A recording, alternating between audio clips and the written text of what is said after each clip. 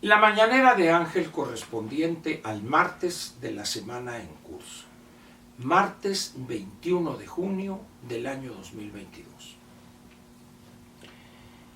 Pues tal parece que los ciudadanos colombianos y los ciudadanos franceses no aprenden. Están como nosotros, o están como la iglesia de mi pueblo, no tienen cura. Fíjese usted. Ya se resolvieron las segundas vueltas de la presidencia de la República en Colombia y la segunda vuelta de las legislativas en Francia.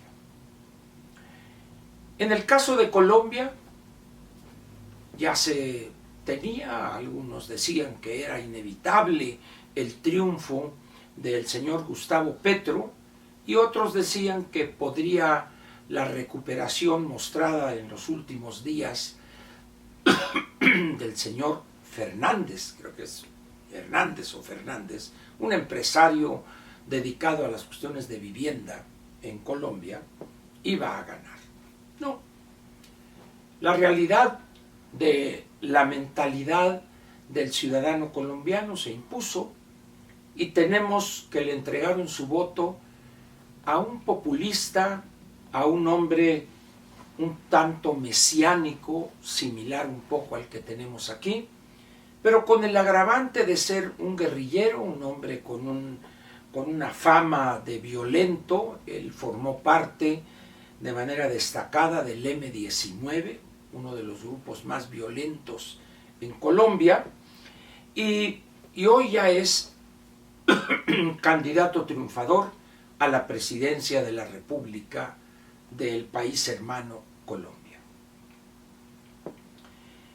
Una de las cosas que no terminaré yo de entender es, si bien hay explicaciones que se han dado desde la etapa de la Alemania de Hitler, de a qué se debe que el ciudadano vote o pierda la cordura ante candidatos o prospectos de gobernantes como el caso mismo de Adolfo Hitler. La explicación no es otra que la estupidez humana, esa capacidad para la torpeza, para no analizar las cosas. Estupidez no como insulto, sino lo que significa esa limitación en los seres humanos. En Colombia, seguramente millones de ciudadanos pensaron que era factible que lo prometido por el señor Petro se fuere a realizar. Nada más lejos de la realidad. No sorprende que candidatos como Petro ganen elecciones. Lo que debería sorprendernos es por qué ganan elecciones. ¿A qué se debe que los ciudadanos prefieran soñar, prefieran ilusionarse con mentiras, con demagogia pura, en vez de reconocer que los problemas en las sociedades son complejos, que no hay soluciones mágicas, que para mejorar el nivel de vida o la calidad de vida no hay otro camino que el trabajo y el ahorro? América Latina quizás sea en ese sentido la región del mundo donde más propenso está el ciudadano a creer en ilusiones, en sueños, particularmente cuando los propone o cuando se los dice un sinvergüenza, sea este un López Obrador o un Gustavo Petro, o un Daniel Ortega, o una Cristina Fernández y Alberto Fernández, o un Maduro o un Hugo Chávez. Los resultados pronto estarán ahí y será tarde para los colombianos sus lamentos y sus lloriqueos por haberse equivocado. ¿Cuánto tardará Colombia en ver caer en ruinas, hecho pedazos, lo que han logrado en 25 o 30 años? No mucho.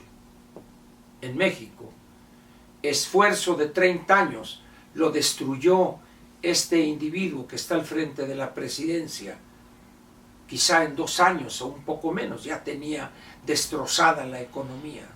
Pues en Colombia, que es un país más chico, ¿qué le dura a Gustavo Petro? ¿Querrá hacer la guerrilla desde la presidencia en el sentido de prometer esto y lo otro y repartir y darles, y que la riqueza no es de quien la crea, sino de quien la necesita, y una bola de tonterías babosadas así? Es la realidad de los ciudadanos de América Latina, ignorantes, apáticos, dispuestos siempre a estirar la mano para la dádiva miserable. Pasarán muchos años todavía para que entendamos que ese no es el camino que lleva a una mejoría de la calidad de vida.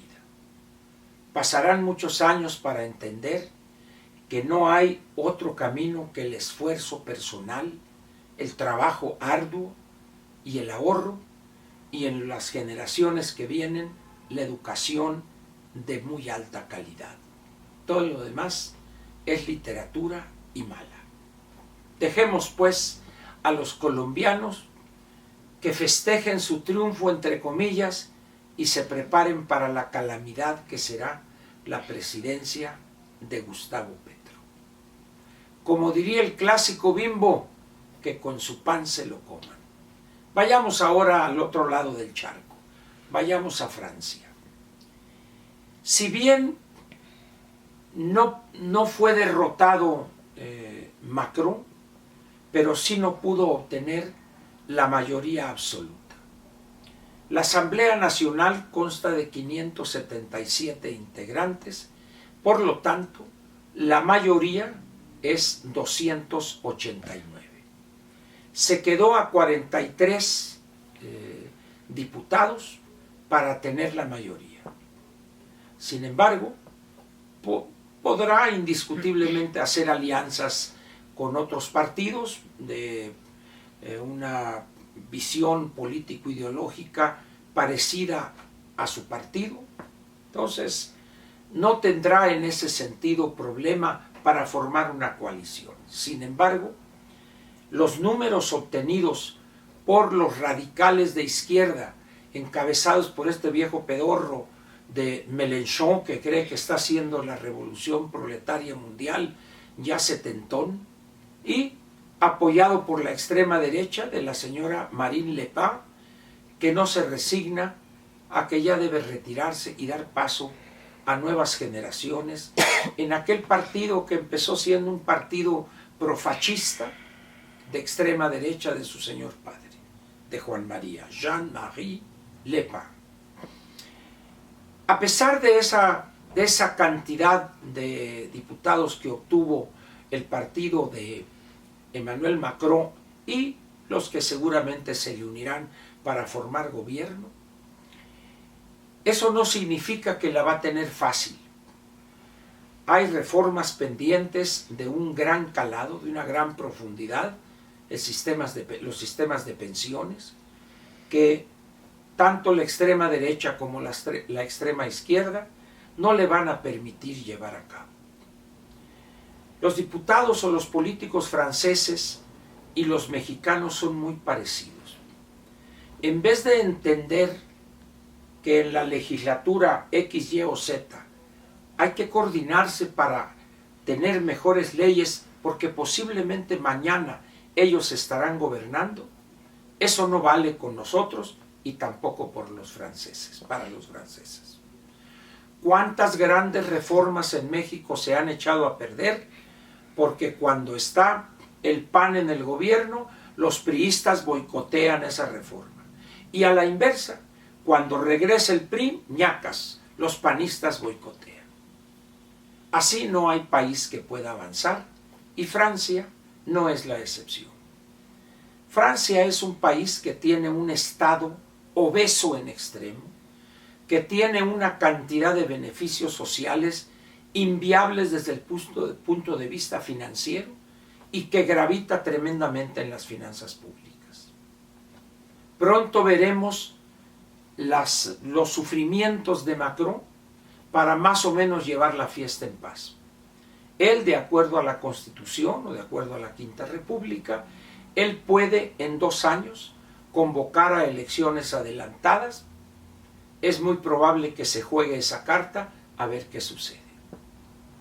Pero el hecho es que ni en Colombia ni en Francia privó la sensatez, la madurez ciudadana.